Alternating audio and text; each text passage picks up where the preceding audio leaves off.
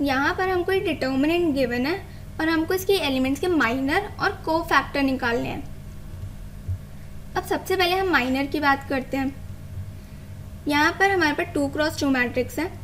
जो हमारा first element होता है वो होता है हमारा A11।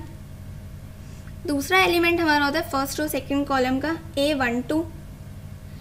यहाँ पर ये है हमारी सेकंड रो फर्स्ट कॉलम, इसका एलिमेंट होता है हमारा A21 और ये वाला एलिमेंट होता है हमारा A22 second row second column का। अब यहाँ पर हमको माइनर हर एलिमेंट का निकालना है। सबसे पहले तो माइनर को हम डिनोट करते हैं कैपिटल M से। A11 के लिए जो हमारा माइनर होगा वो हो जाएगा M11। 11 यानी कि फर्स्ट रो और फर्स्ट कॉलम को छोड़कर जो हमारा बच जाएगा वो हमारा इसका माइनर हो जाएगा, यानी कि 3 इसका माइनर हो गया। सिमिलरली A12 के लिए फर्स्ट रो और सेकंड कॉलम को छोड़कर जो हमारा बचेगा वो हमारा M12 हो जाएगा, यानी कि 0। सिमिलरली A21 के लिए सेकंड रो और फर्स्ट कॉलम को छोड़कर जो बचेगा वो इसका माइनर हो जाएगा, यानी कि -4।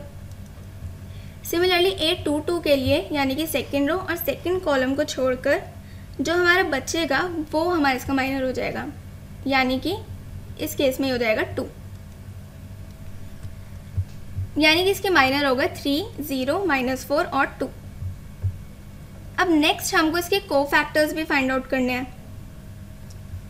अब जो हमारे को फैक्टर्स होते हैं उसको हम कैपिटल A से डिनोट करते हैं।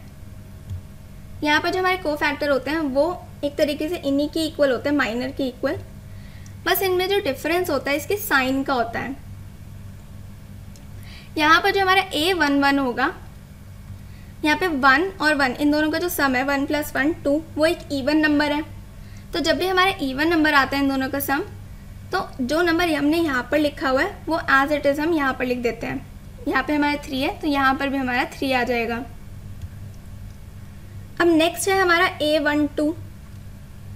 यहाँ पर इन दोनों का सम यानी 1 + 2 हमारा 3 आएगा, जो कि एक ऑड नंबर है। तो जब भी इसका सम हमारा ऑड आता है तो जो नंबर यहाँ पर लिखा हुआ है उसका साइन चेंज करके हम यहाँ पर लिख देते हैं। यहाँ पर हमारा 0 है तो 0 के आगे तो कोई साइन नहीं होता, तो यहाँ पर हम 0 ही लिख देंगे। मान लो अगर यहाँ पे कोई और नंबर होता, मान लो 1 होता, तो इसका यहाँ पे साइन चेंज करके हम लिखते हैं, यानी कि -1 हो जाता है ये। अब सिमिलरली A21 हम निकालते हैं। 2 + 1 भी हमारा 3 के इक्वल होता है, जो कि एक ऑड नंबर है। तो यानी कि यहाँ पर भी इसका साइन चेंज होगा। यहाँ पर हमारा -4 लिखा हुआ है तो यहाँ पर ये हो जाएगा हमारा +4। अब सिमिलरली A22, 2 + 2 हमारा 4 होता है, जो कि एक इवन नंबर है। तो यहाँ पर इसका साइन चेंज नहीं होगा, यानी कि यहाँ पे हमारा 2 लिखा हुआ है तो यहाँ पर भी हम 2 ही लिख देंगे। जब भी हमारा इसका सम इवन नंबर के इक्वल आता है उस केस में हमारा साइन चेंज नहीं होता, और जब भी हमारा इसका सम ऑड नंबर के इक्वल आता है उस केस में हमारा इसका साइन चेंज होता है।